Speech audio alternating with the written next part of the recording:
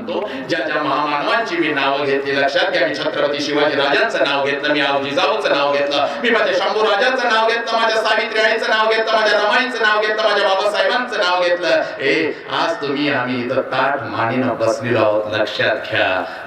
जर या महामानवांनी तुमच्या आमच्यासाठी रक्ताचा आणि विचारांचा अभिषेक जर या मातीमध्ये घातला नसता तर तुम्ही आम्ही ताट मानेनं इथं बसू शकलो नसतो लक्षात घ्या. माणूस म्हणून जन्माला आम्ही आलो, पण माणूस म्हणून जगण्याचा अधिकार नव्हता, तो आम्हाला दिला, तो या राजाने दिला, तो आम्हाला अधिकार दिला, या महात्म्याने दिला. त्यामुळे ज्या वेळेला छत्रपती शिवाजी राजांचा जयघोष कसा झाला पाहिजे, बांधलेले 2 हात सोडा लक्षात घ्या. थंडी वाजणार नाही, वारा तुमचं काहीही बिघडवणार नाही. कारण का ज्या वेळेला कोंडाना घ्यायला माझा तानाजी गेला त्यावेळेला घरामध्ये पोराचं लग्न चाललेलं होतं, पण छट्टू ठोकून अंधारामध्ये त्या थंडीमध्ये ललकारी देत होता शत्रूला लक्षात घ्या. आणि आम्ही या राजाचे विचार ऐकायला बसलोय. दोन्ही हात सोडायचे, दोन्ही हात खांद्याजवळ घ्यायचे आणि अंतरंगापासून जय म्हणायचा लक्षात घ्या.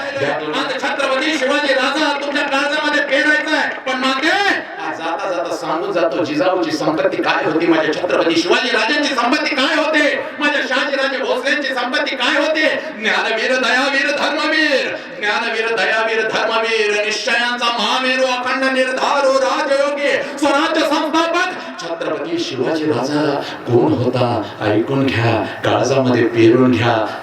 उगाच उगाच औरंगजेब सारखा बलाढ्य शत्रू माझ्या राजाचं कौतुक करत नाही लक्षात घ्या. ऐकून घ्या मी काय सांगतोय मातानो. खरी संपत्ती माझ्या आऊ जिजाऊची काय होती, शहाजीराजे भोसलेंची काय खरी संपत्ती होती, आणि तुमची संपत्ती खरी काय आहे सांगून जातो. तुमच्या काळजामध्ये पेरून घ्या. 4 वर्षाचं पोरग एकदा खेळत होतं मातीमध्ये, माऊली उंबरठ्यावरती उभं राहून बघत होती आपल्या लेकराला. माऊलीनं बघितलं, माऊलीनं बघितलं, माऊलीनं बघितलं, पोरग खेळतंय, पोरग खेळतंय. माऊली जवळ गेली, त्या पोराला म्हणाली, हे बाळा जरा जवळ येतोस का. पोरग आईचा शब्द कानावरती पडला, आईचा शब्द कानावरती पडला आणि पोरग पळत पळत आई जवळ आलं, माऊली जवळ आलं आणि आपल्या आईला म्हणतं, आई बोलवलंस का ग मला, आई मला बोलवलंस का ग. त्यावेळेला आई म्हणते, हो बाळा. आईचा ऊर भरून आला होता, डोळ्यामध्ये अश्रू आले होते, आईचा ऊर भरून आला होता, डोळ्यामध्ये अश्रू आले होते, डोळ्यामध्ये अश्रू आले होते. आई आपल्या लेकराला म्हणते, आई आपल्या लेकराला म्हणते, बाळा तिने सांज झाले, सूर्य मावळत आलाय, मला देवपूजेला बसायचं आहे, जा बागेमध्ये जा, थोडीशी फुलं घेऊन येशील का, देवपूजेला मला बसायचं आहे. पोरग टांड करून हरणासारखी उडी मारत, सशासारखी उडी मारत बागेमध्ये गेलं. माऊली बघत होती, आपल्या लेकराला माऊली बघत होते. बागेमध्ये लेकरू फुलं तोडत होत, ओंजळ भरत होत, बागेमध्ये लेकरू फुलं तोडत होत, ओंजळ भरत होत. माऊली आपल्या लेकराला बघत होती. माऊलीचा ऊर भरून आला होता, पोरानं ओंजळ भरली. आई जवळ आलं, आईला म्हणता, आई ही घे फुलं. माऊलीला हंबरडा फोडला, दाटून आलेले अश्रू डोळ्यातून घळ घळ घळ घळ खाली येऊ लागले.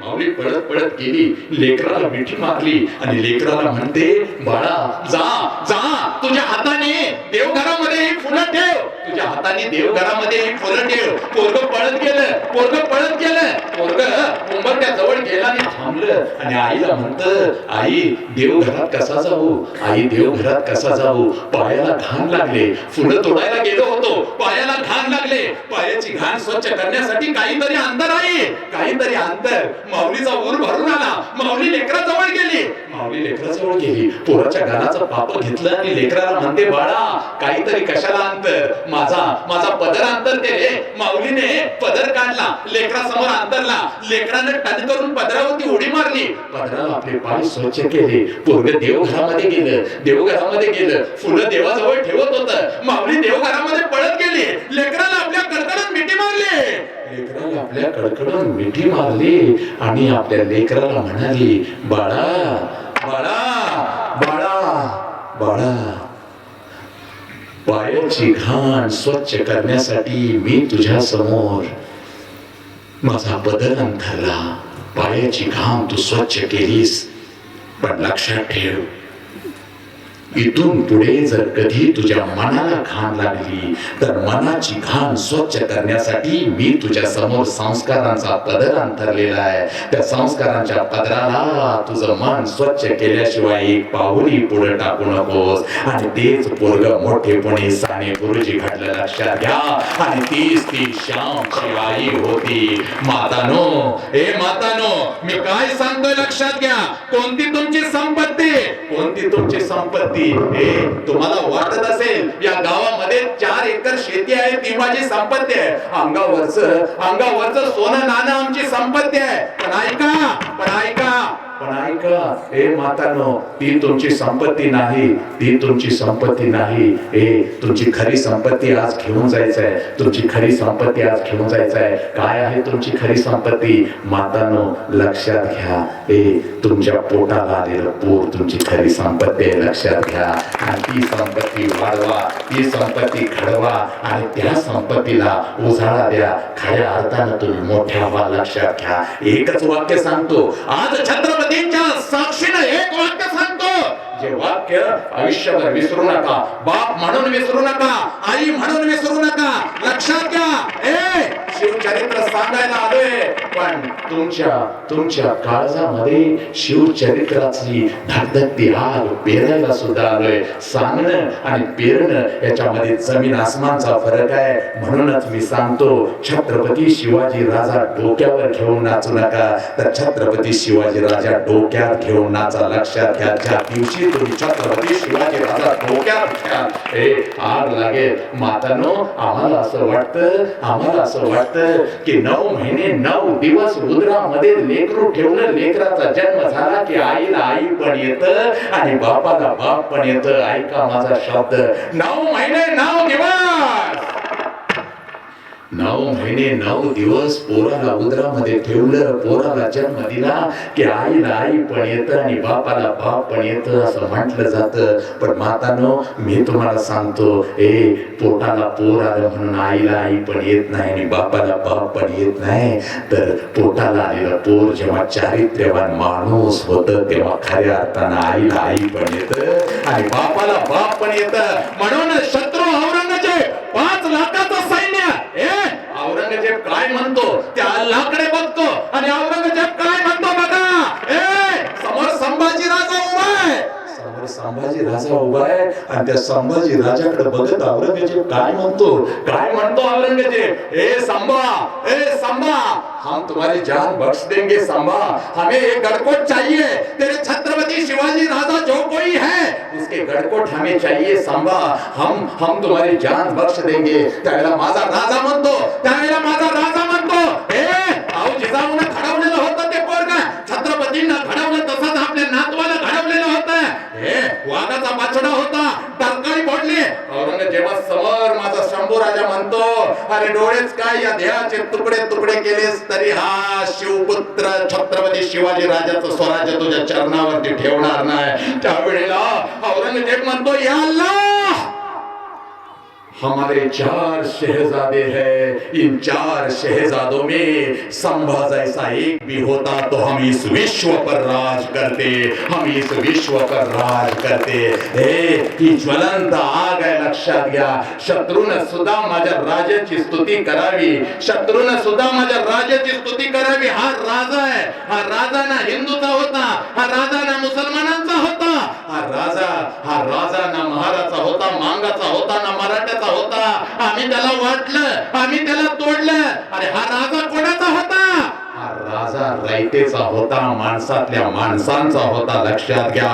बहुजनांचा होता. 18 पगड जातींना एकत्र उभं करून ज्यांनी अखिल भारत खंडामध्ये 3 राज्यांचा पाडाव करून ज्यांनी स्वतःचं स्वराज्य उभं केलं, ज्या पुरुषास कधीच कोणतंच दुर्व्यसन शिवलं नाही, इतकेच नव्हे मातानो, पर स्त्रीस सुद्धा ज्यानं आपल्या आईचा दर्जा दिला तो जगातला एकमेव राजा म्हणजे छत्रपती शिवाजी राजा. आता बघा, तुम्ही कुठं बघता राजा? पुस्तकामध्ये बघता. तुम्ही कुठं बघता राजा? फोटो मध्ये बघता. तुम्ही कुठं बघता राजा? या प्रतिमेमध्ये बघता. आज तुम्हाला खरा राजा दाखवतो, आज तुम्हाला झाशीची राणी खरी दाखवतो. वीर शिवाजी की गाता है उसको याद जुबानी थी, बूंदेले हर बोलों के मुंह हमने सुनी कहानी थी.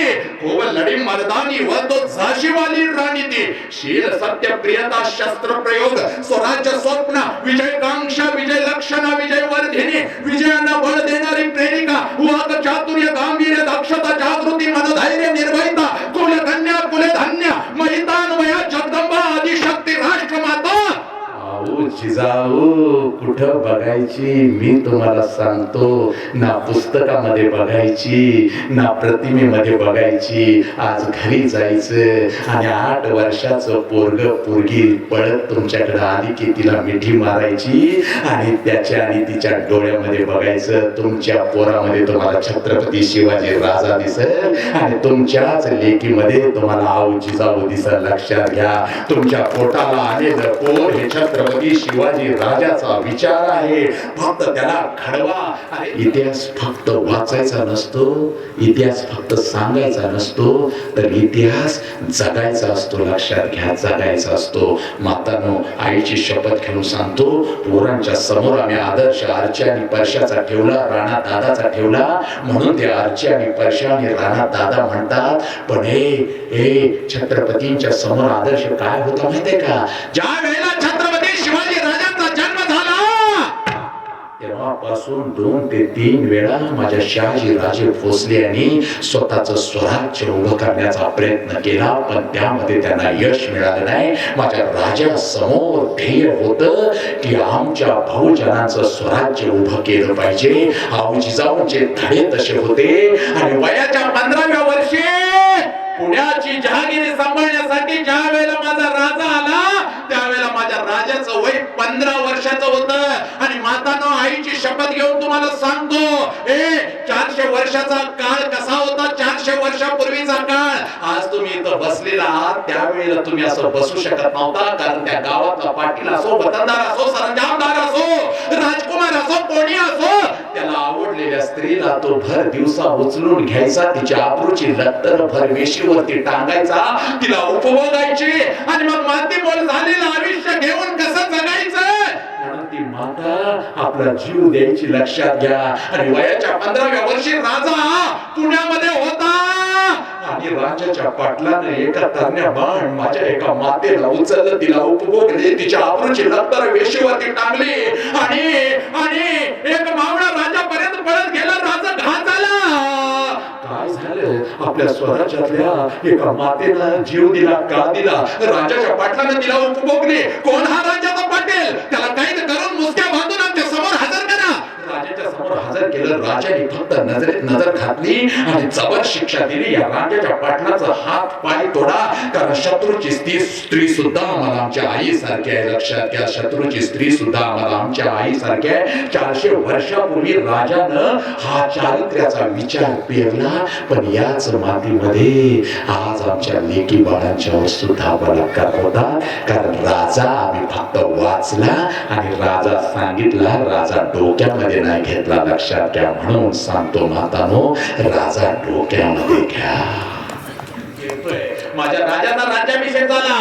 हे शतकानुशतके पिढ्यानपिढ्या आपल्याला स्वराज्य नव्हतं, आपल्याला राजा नव्हता आणि राजाचा राज्याभिषेक झाला. ज्या वेळेला राजाचा राज्याभिषेक झाला त्यावेळेला समोरच्या सिंहासनावरती आऊ जिजाऊ बसलेले होते. ऐका शिवभक्तांनो, ऐका, काळजामध्ये पेरून घेऊन जा.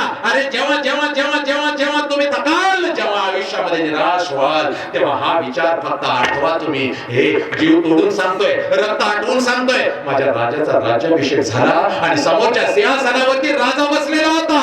समोरच्या सिंहासनावरती राजा बसलेला होता आणि आऊ जिजाऊ आपल्या राजाकडे पाहत होती, आपल्या लेकराकडे पाहत होती, आपल्या बाळाकडे पाहत होती. हे राजाच्या मस्तकावरती जिरे टोप शोभत होता. हे राजाच्या मस्तकावरती जिरे टोप शोभत होता. कमरेला शमशेर होती, तलवार होती. राजा सिंहासनावरती बसलेला होता. आऊ जिजाऊच्या डोळ्यामध्ये पाणी आलं. शतकानुशतकानंतर, शेकडो वर्षानंतर बहुजनाला राजा मिळाला, या स्वराज्याला राजा मिळाला. आऊ जिजाऊ उठली, सिंहासनावरून उठली, डोळे टपटपू लागलेले होते. ते आनंद अश्रू गालावरून वाहत होते. आऊ जिजाऊ सिंहासनावरून उठली आणि राजाच्या दिशेने पावलं टाकू लागली. राजा उठला. राजानं बघितलं, अहो जिजाऊ आमच्याकडे येत आहेत. राजा विजय सारखा उभा राहिला, राजा विजय सारखा उभा राहिला. पळत पळत पळत पळत आहो जिजाऊ जवळ गेला. आहो जिजाऊना मुजरा ठोकला. अहो साहेब हुकूम केला असता तर आम्ही आलो असतो आपल्या जवळ. अहो साहेब हुकूम केला असता तर आम्ही आलो असतो आपल्या जवळ. आपण काही न केलं त्यावेळेला आहो जिजाऊनं आहो जिजाऊनं राजाला कडकडून मिठी मारली आणि माझी आहो जिजाऊ राजांना म्हणते, राजा एक मागणं आहे, मागू का? राजाचा ऊर भरून आला. आपल्या आईला मिठी मारत राजा म्हणाला, अहो साहेब फक्त हुकूम करा, फक्त हुकूम करा. अहो जिजाऊ म्हणते, राजा एकच मागणं आहे, पुढचा जन्म सुद्धा राज आपण आमच्याच पोटी घ्यावा. पुढचा जन्म सुद्धा राज आपण आमच्याच पोटी घ्यावा. राजाचा ऊर भरून आला आणि ऐका पुढं काय झालं. एक दिवस निघून गेला, 2 दिवस निघून गेले, 3 दिवस निघून गेले, 12 दिवस निघून गेले आणि आहो जिजाऊ खाली रायगडच्या पायथ्याशी पाचडला राहत होती आणि पाचड वरून एक मावळा गडावरती धावत पळत आला आणि राजांना म्हणतो, राजा घात झाला, राज घात झाला. अहो साहेब आपल्या सर्वांना सोडून निघून गेल्या.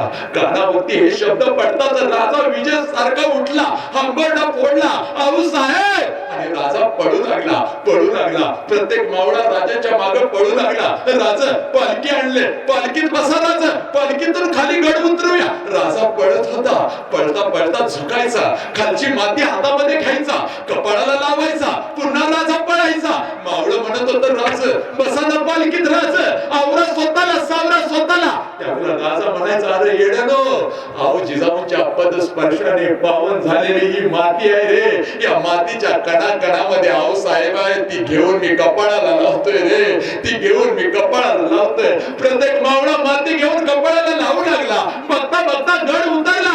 पाचडच्या वाड्याकडे राजे धावू लागले. दरवाजा उघडाच होता. राजा आतमध्ये गेले. अहो जिजाऊचा पात्विक ध्येय, पवित्र पुण्य ध्येय समोर दिसला. राजाने लोटांगण घातलं, हंबरडा फोडला आणि मिटलेले डोळे अलगद आपल्या आईचे उघडले, आहो जिजाऊंचे उघडले आणि राजा म्हणतो,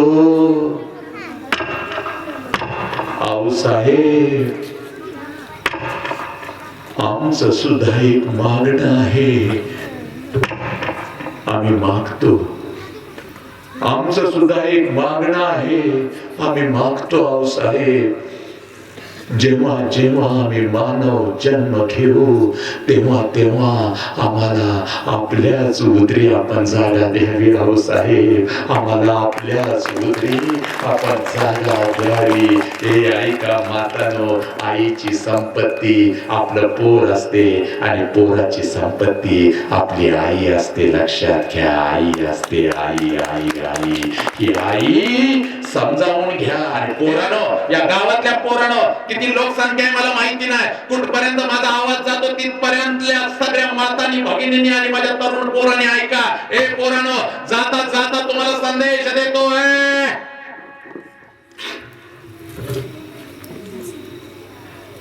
आयुष्यामध्ये पोरानो काही नाही करता आलं तरी चालेल, नाही शिकता आलं चालेल, नाही डॉक्टर होता आलं चालेल, नाही इंजिनियर होता आलं चालेल, आई बापाच्या जीवावर बसून खायची वेळ आली तरी चालेल, पण आधी जबाबदार, पूर्ण जबाबदारीने हे वाक्य करतोय. आयुष्यात काही नाही करता आलं तरी चालेल, पण असं कुठलंच कृत्य करू नका ज्याच्यामुळे तुमच्या आई बापांना मान खाली घालावी लागेल. बस एवढं माझं एक विचार लक्षात ठेवा. आयुष्यात ज्या मुलामुळे आपल्या आई बापाला मान खाली घालावी लागते, बस जिवंतपणी आई बाप मेले म्हणून समजा, जिवंतपणी आई बाप मेले म्हणून समजा. तुम्हाला वाटतं काही लोक निघून गेले, माझे छत्रपती शिवाजी राजे देहानी निघून गेले, आऊ जिजाऊ देहानी निघून गेले, विश्वरत्न डॉक्टर बाबासाहेब आंबेडकर टिळकांच्या पासून आगरकरांच्या पर्यंत सगळे देहानी निघून गेले, पण विचाराने आजही ते आमच्यामध्ये जिवंत आहेत. लक्षात घ्या, जिवंत आहेत. पण आम्ही देहानी जिवंत आहे, पण आमच्या कर्तृत्वाने आम्ही मेलेलो आहोत. लक्षात घ्या, मेलेलो आहोत. अरे पोरांनो, मी तुम्हाला सांगतो, ज्या ज्या वेळेला हातामध्ये तंबाखू घ्यावीशी वाटेल, ज्या ज्या हा वेळी हातामध्ये पानपट्टीतला मावा घ्यावासा वाटेल, ज्या ज्या वेळी तुम्हाला हातामध्ये सिगारेट घ्यावासा वाटेल, ज्या ज्या वेळी बियरची बाटली आणि दारूचा ग्लास तुमच्या हातात येईल, त्या त्या वेळेला फक्त माझ्या शंभू राजाचं बलिदान आठवा. तुमच्या आमच्यासाठी अरे डोळेच नव्हे तर अंगाची जिवंत कातडी सुद्धा काढून घेतली. दरो दीवार पे हसरत से नजर करते हैं, खुश रहो अहले वतन, हम तो सफर करते हैं. राम प्रसाद बिस्मिल. इंग्रज ज्या वेळेला फाशीच्या काही क्षण अगोदर दुधाचा ग्लास त्यांच्या समोर करतात, त्यावेळेला राम प्रसाद बिस्मिल्ला म्हणतो, मैं अब दूध नहीं पीऊंगा, अगर वापस दूध पीऊंगा तो अपनी माँ का ही दूध पीऊंगा, वापस उसके कोख में जन्म लेकर तुम्हारे लिए मुसीबत बनकर खड़ा रहूंगा. आठवा आठवा तो 23 वर्षाचा भगत सिंग इनकलाब जिंदाबाद हा नारा देत फासावरती गेला. पोरांनो, हे रक्त आहे बाबासाहेबांचं, हे रक्त आहे तुकोबा रायांचं. परवियान नारी आम्हा रुखमाई समान, हे गेले नेमून ठाईचे, जाई हो तुम्हा ते न करी सायस, आम्ही विष्णुदास नव्हे तैसे. अरे अंबाजी भटांनी तुकोबा रायांची कीर्ती पाहून एका वेशा मातेला त्यांच्या घरी पाठवलं, जा तुकोबा रायाला भ्रष्ट कर. आणि जशी ती समोर गेली तर तुकोबा राया म्हणतात, माते मला तुझ्यामध्ये रुक्मिणी दिसली, विठाल विठाल विठाल. या मातीतले आम्ही आहोत. लक्षात घ्या. अरे रक्त त्यांचं आहे, हे रक्त काय नासक आहे का? लक्षात घ्या. आणि म्हणून तरुणांना सांगतो, आयुष्यामध्ये कुठल्याही देवाच्या पाया नाही पडला तरी चालेल. पुन्हा मी हिंदू धर्माच्या विरोधात नाही, देव धर्माच्या विरोधात नाही. लक्षात घ्या, विनाकारण न समजून घेताना माझ्या विचारांना माझ्यावर आरोप करू नका. तरी सुद्धा सांगतोय, एक वेळ गणपतीच्या पाया नाही पडला तरी चालेल, अंबाबाईच्या पाया नाही पडला तरी चालेल, पण उठल्या उठल्या आईच्या पाया पडायला विसरू नका. 33 कोटी देवांचं दर्शन तुम्हाला आईच्या पायावर झाल्याशिवाय राहणार नाही. कीर्तनाला बसले होते आणि पोस्ट म्हणून आला. रत्नागिरी जिल्ह्यामध्ये कीर्तनाला बाबा बसले होते, हीच वेळ होती आणि पोस्ट म्हणाला. बाबांना म्हणतो, बाबा कुठं कुठं तुम्हाला शोधायचं, कारण बाबांचा पत्ताच नसायचा. या गावामध्ये कीर्तन केलं, उद्या दुसरं गाव, कोणाला माहिती नसायचं. सकाळी त्या गावामध्ये जायचं, मंदिराजवळ जायचं, झाडलोट करायची, पाणी मारायचं आणि रात्री कीर्तन आहे म्हणून संपूर्ण गावावर सांगत फिरायचं, स्वतःच प्रचार करायचा. लोक यायची, कीर्तन घ्यायचं, दुसऱ्या गावाला निघून जायचं. अरे समाजासाठी जगलेली ही लोक होती रे. तुम्ही आम्ही फक्त कुटुंबासाठी जगतो, तेही आम्हाला व्यवस्थित जगता येत नाही. यांचं कुटुंब म्हणजे अखंड विश्व होतं. आणि हे पोस्टमन आला, बाबांना म्हणतो, बाबा कुठं कुठं शोधायचं, तार आले. बाबा म्हणले, मला कुठं वाचता येतं, सांग माझ्या कानामध्ये. पोस्टमन आला, बाबाच्या कानामध्ये काहीतरी पुटपुटला. बाबांनी हातामध्ये टाळ घेतला, कीर्तनाला सुरुवात केली. बाबांच्या मुखामध्ये आलेलं पहिलं वाक्य होतं, असे गेले कोट्यानं कोटी, रडू काय मी एकासाठी, रडू काय मी एकासाठी. तब्बल 3-4 तास कीर्तन झालं आणि बाबा उठले. लोकांनी विचारलं, बाबा पोस्टमनानं काय कानात सांगितलं? त्यावेळेला बाबा म्हणाले, माझं एकुलतं एक पोरग होतं, ते आज या विश्वातून निघून गेलं. स्वतःचं पोरग गेलेला निरोप आला तरी सुद्धा आपलं कर्तव्य सोडलं नाही. लक्षात घ्या, कर्तव्य सोडलं नाही. 3 तास कीर्तन केले, मग बाबा गेले. ऐका, जर या लोकांनी एवढं बलिदान केलंय, विश्वरत्न डॉक्टर बाबासाहेब आंबेडकर, आम्हाला फक्त घटना दिसते, पण त्या घटनेकडे घटनेपर्यंत पोहोचत असताना बाबासाहेबांनी 4 पोरांचं बलिदान दिलं. लक्षात घ्या. बाबासाहेबांना शिकत असताना, घटनेपर्यंत पोहोचत असताना फक्त यशवंत राहिला. मग इंदू असो, राजरत्न असो, रमेश असो, ही सगळी पोरं बाबासाहेबांना सोडून निघून गेली. लक्षात घ्या. तरी सुद्धा बाबासाहेब माग हटला नाही मातानो. का? कारण तुमच्या आमच्यासाठी. आणि जर अशा शूरवीरांची, महामानवांची, युग पुरुषांची विचारांची गाथा ऐकण्यासाठी जर वर्षातून आमच्याकडे तास 2 तास नसतील तर माणूस म्हणून जगायला आम्हाला अर्थच नाही. लक्षात घ्या. जिवंतपणी आम्ही मेलेले आहोत. त्यामुळे प्रत्येक घरामध्ये विचारांचा, घर कसलंही असो, घर झोपडी आहे, घर बंगला आहे का, घर कुडाचं आहे का, घर कौलाचं आहे, याला महत्व नाही. त्या घरामध्ये विचार आणि संस्कार कसे आहेत याला महत्व आहे. लक्षात घ्या. तेच घर श्रीमंत, तीच आई श्रीमंत. आणि पोरांनो, म्हणूनच मी सांगतो, आयुष्यात असं कुठलंच काम करू नका ज्याच्यामुळे तुमच्या आई वडिलांना मान खाली घालावी लागेल. माझा छत्रपती शिवाजी राजा वरती होता. आता वर स्वर्ग आहे का, पुण्य आहे का, अंधश्रद्धा मी करतो याच्याकडे जाऊ नका, नाहीतर लगेच तुम्ही म्हणाल अंधश्रद्धा. माझा राजा वरती होता, माझी आऊजी जाऊ वरती होती, आणि दोघं आपल्या नातवाला आणि आपल्या लेखाला वरून पाहत होते. पोरग घडवलंय कसं बघायची परीक्षा आले. आणि शत्रू समोर पोरगा असं होतं. आऊजी जाऊ राजांना म्हणतात, राज संभाजी आता काय करतात बघूया. वरून सगळे बघत होते. जे मावळे छत्रपतींच्या साठी लढले ते मावळे बघत होते. संभाजी राजांची अग्नी परीक्षा सुरू होती. राजा तुटला, देहाचे असंख्य तुकडे झाले, पण माझा राजा स्वराज्यासाठी झुकला नाही आणि स्वराज्य शत्रूच्या पायावरती ठेवलं नाही. लक्षात घ्या. याला म्हणतात संपत्ती. काय वाटलं असेल त्या आईला, काय वाटलं असेल त्या बापाला, काय वाटलं असेल त्या आजीला, याला म्हणतात साला संपत्ती. याला म्हणतात आई पण, याला म्हणतात बाप पण.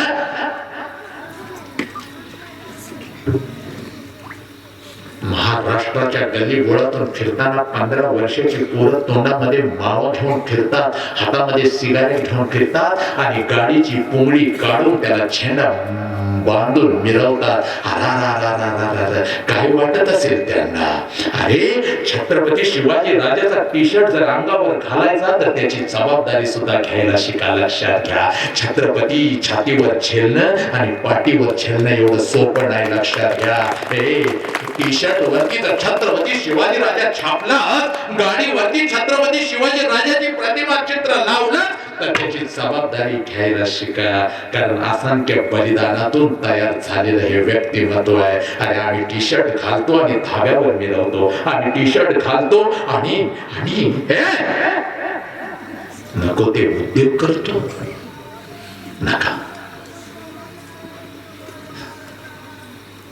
या भगव्यासाठी, या तिरंग्यासाठी तुला माहितीये का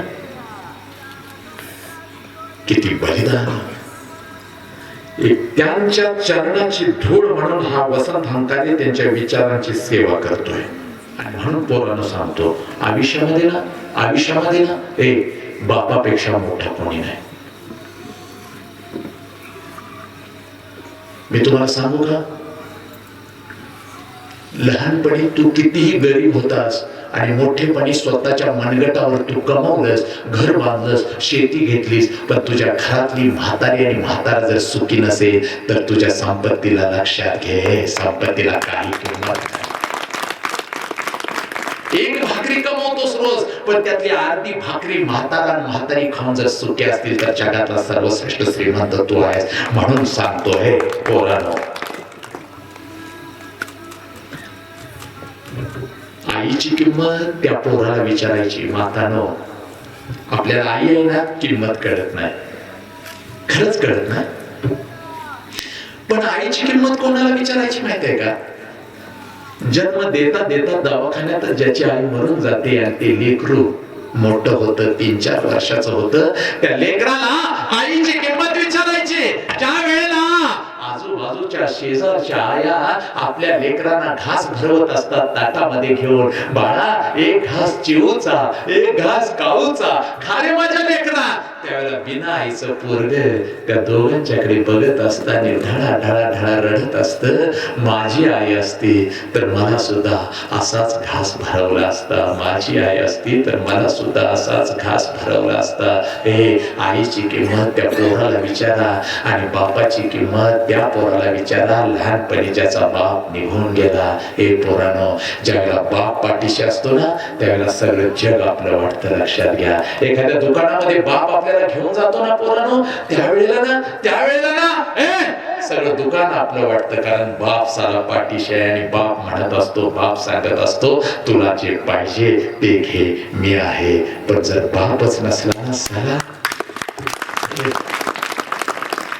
म्हणून सांगतो, घरातला बाप आनंदी पाहिजे, घरातली आई आनंदी पाहिजे. बापाला तुम्ही कधी बघितलंच नाही ना रे. बापाला पैसे देताना बघितलं, बापाला गाडी देताना बघितलं, बापाला मोबाईल देताना बघितलं, पण बापाला खरं कधी बघायचं ना. मातानो, एका मिनिटामध्ये सांगतो, मी इथं थांबतो. लक्षात घ्या, जास्त वेळ मी तुमचा घेणार नाही. तसं सांगायचं म्हटलं तर 8 तास बोलण्याची ताकद मला छत्रपतीने दिलेली आहे. आणि मी 6-6 तासाचा लक्षात घ्या विक्रम केला. बोलत गेलो आणि 6 तासामध्ये एकाही व्यक्तीला जागचं उठू दिलं नाही. लक्षात घ्या. बापाला कधी बघायचं, शेवटचा विचार ऐका. रात्री 2 वाजता कधीतरी उठायचं. रात्री 2 वाजता कधीतरी उठायचं आणि जिथं बाप झोपलेला असतो तिथं जायचं. तिथली लाईट लावायची आणि त्या प्रकाशामध्ये बापाला बघायचं. बापाच्या अंगावरची अंडरवेअर आणि अंगावरचं बनियन 10 ठिकाणी सारा फाटलेलं असतं, पण तुमच्या अंगावर नवीन कपडा घालतो तो बाप असतो. लक्षात घ्या. पोराला काही कमी पडता कामा नाही, पोरीला काही कमी पडता कामा नाही. बायको 1000 वेळा सांगत असते, अहो तुमच्यासाठी काहीतरी घ्या. नको, पोरी लग्नाला आले, पोरीचं लग्न होते बस. पण आता या क्षणापासून शपथ खा, बस झालं व्यसन, बस झाला दारू चाललास, बस झाली व्यसन, बस झाला मावा, बस आता व्यसन करायचं. पण कसं? विचारांचं व्यसन करायचं, ज्याची नशा कधीच उतरली नाही पाहिजे, ज्याची नशा कधीच उतरली नाही पाहिजे, असं व्यसन करायचं. लक्षात घ्या. हे कळू दे मातानो, हे कळू दे. काय नाही ठेवलं, ह्याला नवस्कर त्याला नवस्कर, असं का होतंय, म्हसच धारच दिना, ह्यानं नजर लावल्या त्यानं नजर लावल्या, 4 लिटर देत होती, लिटरवरच आल्या माझी म्हस. काय नाही. इथलं घर बदला, तिकडं राहायला जावा, इथलं संडास बदला, तिकडं तोंड करा, ह्याची चौकट पाडा, त्याची चौकट पाडा. अरे घरामध्ये बदल करू नको, थोडासा मनामध्ये बदल कर, बघ आनंदी आनंद होते. मन बदल, मन विचार. तुकोबाराया सांगून गेले, तर मुके सांगे ब्रह्मज्ञान, जन लोकाची कापी तो मान. मुखे सांगे ब्रह्मज्ञान, जन लोकाची कापी तो मान. ज्ञान सांगतो जगाशी, नाही अनुभव आपणाशी. कथा करीतो देवाची, अंतरी आशा भाऊ लोभाची. तुका म्हणे तोची वेळा, त्याचे हाणुनी थोबाड फोडा. तुका म्हणे तोची वेळा, त्याचे हाणुनी थोबाड फोडा. पण आमचं कसं नवसं करायची देवाला, देवा मला हे दे, देवा मला ते दे. ह्याच्या आईला एवढं दिले तरी आणि मागतेच भिकारड्या. देव लागले थरथर कापायला. आता गेलं की दुसरं काय मागत नाही. एवढं पूर्वीच लग्न होते, एवढं पोराला सर्व्हिस लागते, एवढं जावयाचं चांगलं, पोराला सर्व्हिस लागली की जावयाचं चांगलं होते, जावयाचं चांगलं झालं की जावयाच्या पोराचं चांगलं होते. याच्या आईला काय मागायला जन्माला आले, सोय मर की तिकडं. सारखं देवाकडे जायचं, देवा मला असं कर, देवा मला तसं कर. काय काय तर लग्नानंतर जाते, देवा मला पोरग होते, देवा मला पोरग होते. तुझं लग्न कशाला केले? थोबड फोडीन की. पोरग पण देवानं द्यायचं का? तुकोबारायांचा दाखला आहे, तुकोबारायांचा दाखला आहे. 900 कन्या पुत्र होती, बघ का करणे लागे पती. मनाचं बोलत नाही, दाखलाय बाबा. 20 वर्ष अभ्यास केलाय. 900 कन्या पुत्र होती,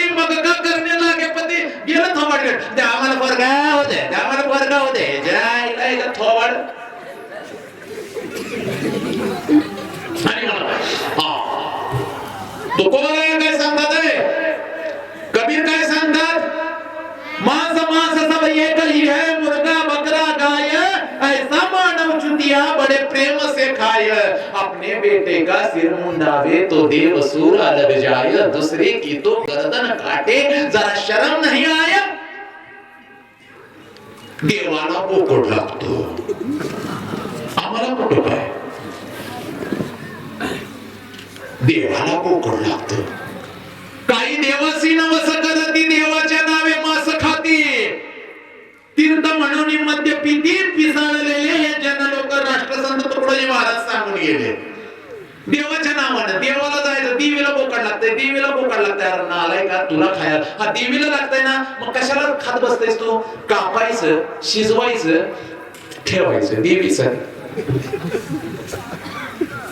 देवीला एवढं ते पण कुठलं आतडी कोतड्यातलं एवढं मग आम्ही विचारायचं ही का हीच आवडतंय देवीला का तिला मांस आवडत नाही चांगलं चांगलं मांडीचं बिंडीचं तुला ए हागऱ्या नालाय का मांडीचं तुला देवीला आतड्यातलं एवढं एवढं जे खात नाही ती देवीला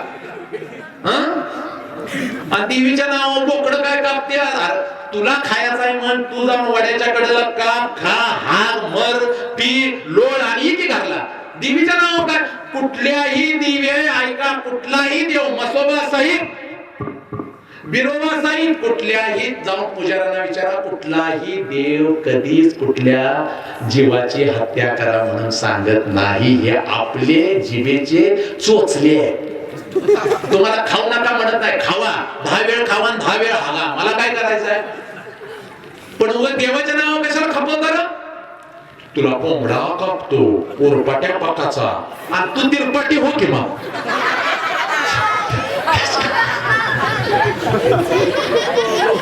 पोरपाट्या पाकाचा कोंबडा कापतोय अरे लाज कशी हे बघा तुम्हाला काय करायची करा तुम्ही खा आमचं सांगण्याचं काम आहे पण तुम्हाला हे असली नकर करायला कोणी सांगितलंय देवाला लागतंय मग नवस बोलत्यात हे करतो देवा काय काय कसली नवसईंची काय काय तर एवढी चित्र आहे तुकडोजी महाराजांनी दाखला दिलाय बघा काही सोन्याचे देव करती तुकडोजी महाराजांचा दाखला आहे त्यातलं ग्रामगीतेतलं सांगतोय काही सोन्याचे देव करती वेळ पडल्या विकोली खाती 80 आहे देवांची फटपजी ती पूजका मागे एवढा राग असतंय काय उगाच देवाला धूत बसायचं बघा सकाळ सकाळी ती असते पत्र्याचं नाहीतर लोखंडाचं असते त्याला पाणी दिलं तेव्हा त्याला धूत बसायचं आणि कुत्र मित्र आले नाही दरवाजात हे जेवायला म्हणायचं तिथलं घेऊन दान करून हाणायचं दान करून हाणल्यावर परत कळते हातातला देवच मारलाय फेकून मग देव म्हणतो मग ती मरते मेल्यावर वर जाते वर गेल्यावर ह्याला वाटतंय यस आता आपण स्वर्गातच जाणार आहे देवाची पूजा केली आहे स्वर्गातच जाणार आहे देव म्हणतंय ह्याला पहिला नरकात टाका ते म्हणते हा अरे देवा तुला घासून घासून धुतला होता देव म्हणतोय तुझ्या देवाऱ्यात मी कधी नव्हतो कुत्र्याच्या रूपानं रोज तुकडा मागायला येत होतो तिथं मी होतो पण तू मला हाकलस आणि उगाच देवाऱ्यात दगडाला घासून बसली लक्षात घ्या कळत नाही मला पण आता माणसात देव बघायला शिका तुकडोजी महाराजांनी काय सांगितलं देवळातले देव मेले आता माणसातले शोधारे देवळातले देव मेले आता माणसातले शोधारे एक पोरगी डोक्यावर मोळी घेऊन आलेली होती ऐका एक पोरगी डोक्यावर मोळी घेऊन आलेली होती आणि दिवसभर मोळी घेऊन फिरत होती कोणी तिची मोळी घेत नव्हती कोणी तिची मोळी घेत नव्हती सायंकाळचे 7 वाजलेले होते आणि मोळी घ्या मोळी घेता का कोणी म्हणत होती आणि एक सदगृहस्थ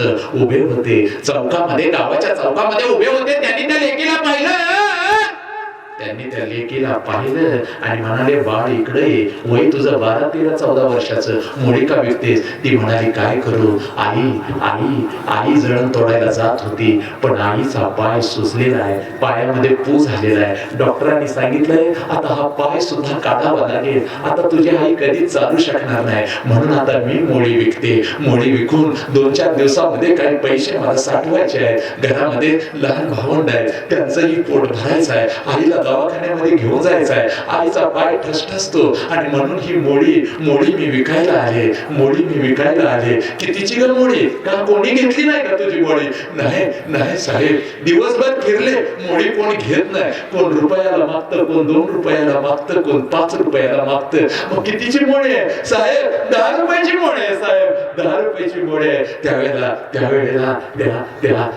त्या महापुरुषाचं, त्या सद्गृहास्तच हृदय भरून येतं. डोळ्यातून गाडा गाडा अश्रू धावायला लागतात. दे मला मोळी, 10 रुपयाची तुझी मोळी मला दे.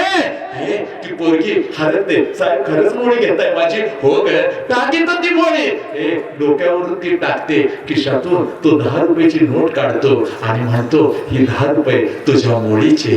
हे पोरगीच्या चेहऱ्यावरती समाधान येतं. विश्व जिंकल्यासारखा आनंद तिला होतो. त्यावेळेला तो सद्गृहस्थ म्हणतो, आणि हे 10 रुपये एका बापानं दिले म्हणून समज, आणि हे 10 रुपये अजून ठेव. पोरगी हातामध्ये 10 रुपये 20 रुपये घेते, डळा रडते आणि म्हणते, काका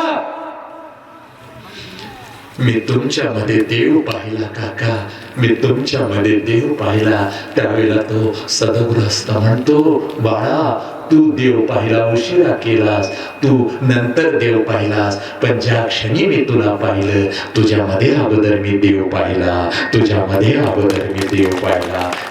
बस समोरच्या मध्ये देव पाहिला शिका. खरं देव तिथे राहतो, लक्षात घ्या. खरा देव तिथे राहतो.